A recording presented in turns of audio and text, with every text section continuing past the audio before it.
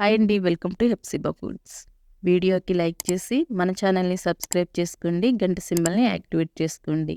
KFC chicken popcorn తయారీ విధానం చూపిస్తాను. చాలా స్పెషల్ టేస్ట్ ఉంటుంది. అందరికీ అందుబాటులో ఉండే ఇంగ్రీడియంట్సేనండి వాడి చూపిస్తాను. పాప్కార్న్ లేయర్ క్రిస్పీగా రావటం కోసం బ్రెడ్ క్రమ్స్ కానీ కార్న్ఫ్లెక్స్ కానీ అవేమీ అవసరం లేదు. చిన్న చిన్న మార్పులతో ఈ టెక్నిక్ మీరు ఫాలో అయ్యారంటే కేఎఫ్సి కన్నా కూడా చాలా టేస్టీగా ఉండే పాప్కార్న్ ఎంజాయ్ చేస్తారు. మసాలాలని గ్రైండ్ చేసుకోవటం కోసం చిన్న మిక్సీ జార్ తీసుకోండి. కాశ్మీరీ చిల్లీ పౌడర్ 1 స్పూను, మామూలు కారం 1 స్పూన్ వేయండి. అలాగే ఆనియన్ పొడి 1 స్పూను, గార్లిక్ పొడిని 1 స్పూన్ వేసుకోండి.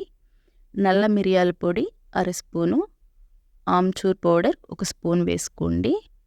అలాగే ఒరిగానో 1 స్పూన్ వేసుకోండి.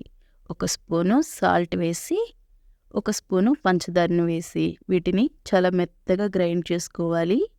ఇలా మెత్తగా గ్రైండ్ చేసుకున్న మసాలాని కావాలి అంటే ఒక గాజు సీసాలో స్టోర్ చేసుకోవచ్చు. దీన్ని పెరి పెరి మసాలా అంటారు. 1 కేజీ బోన్లెస్ చికెన్ని తీసుకొని చిన్న ముక్కలుగా కట్ చేసి బాగా కడిగి తీసుకోండి. అలాగే 1 స్పూను సాల్ట్ వేసుకోండి. సాల్ట్ వేసిన తర్వాత 1 స్పూను వెనిగర్ వేసుకోండి. వెనిగర్ లేకపోతే నిమ్మరసం వేసుకోండి. అలాగే అల్లం వెల్లుల్లి పేస్ట్ 1 స్పూన్ వేసుకోండి. పెరి పెరి మసాలాని 2 స్పూన్లు వేసుకోండి.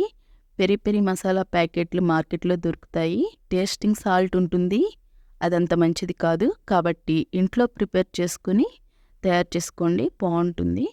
ఇలా కలిపి 15 నిమిషాలు పక్కన ఉంచండి. ప్లేట్ తీసుకొని మైదాని కేజీ చికెన్కి 300 గ్రామ్స్ వరకు మైదా పడుతుంది.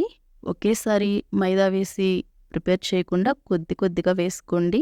చిటికెడు సాల్ట్ వేసి బాగా కలిపి పక్కన ఉంచండి. ఒక బౌల్లో ఐస్ వాటర్ని తీసుకోండి. 15 నిమిషాల తర్వాత ఈ చికెన్ని బాగా కలిపి మైదా పిండిలో ఈ చికెన్ ముక్కలకి పిండంతా బాగా పట్టేలాగా పిండిలో ఇలా దొర్లించి ఒక స్ట్రైనర్లో తీసుకోండి.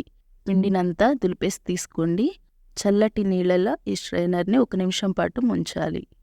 ఇలా ముంచిన తర్వాత వాటర్ లేకుండా చికెన్ ముక్కల్ని మళ్ళీ మైదా పిండిలో వేసి గట్టిగా ప్రెస్ చేయకుండా పిండిని ఇలా చికెన్ ముక్కలకి పట్టించి పిండిని బాగా దులపటం వల్ల ఒక క్రమ్స్ లాగా ఏర్పడుతుంది. ఇలా తయారు చేసుకుని ఫ్రిడ్జ్లో స్టోర్ చేసుకోవచ్చు. ఎప్పుడు కావాలంటే అప్పుడు పాప్కార్న్ తయారు చేసుకోవచ్చు. ఇప్పుడు ముందుగా స్టవ్ వెలిగించుకుని డీప్ ఫ్రైకి సరిపడినంత ఆయిల్ పోసుకుని ప్యాన్కి సరిపడినన్ని చికెన్ ముక్కల్ని వేసుకోండి.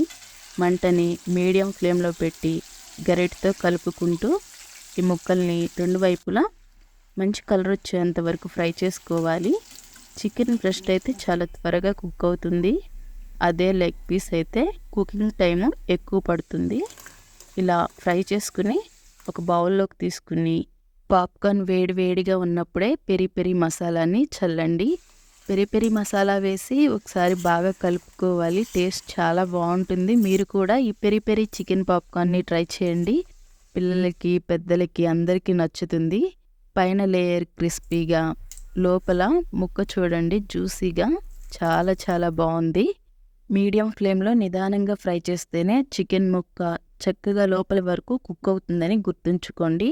ఖచ్చితంగా వీడియోకి లైక్ చేయండి. మన ఛానల్ని సబ్స్క్రైబ్ చేసుకుని బెల్ సింబల్ని యాక్టివేట్ చేసుకుని మీకు తెలిసిన వారికి షేర్ చేయండి.